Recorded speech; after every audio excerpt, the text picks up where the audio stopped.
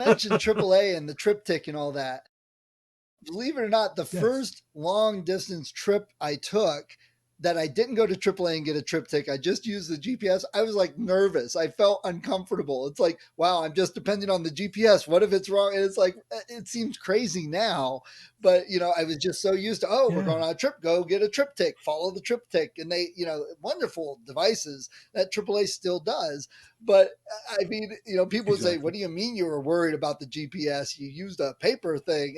That, it's how you come from. No, absolutely. If you were an early adopter, there were any number of times I remember going to the mind games in St. Louis and it putting me on a loop Yeah, near the airport. My hotel was near the airport instead of at the thing because I was trying to save money. And like, okay, there's my hotel. And I passed it once not knowing that's where my hotel was, and it just kind of routes me back. So there really were artifacts and mistakes in yeah, early GPSs that they weren't anywhere near perfect, especially maybe airports, maybe malls, maybe places where it's not just the roads, but all those just off the road, but right, it's not, it's private property instead of public, or they right. hadn't fully satellited everything by then. I'm very happy now that they really seem to be dependable.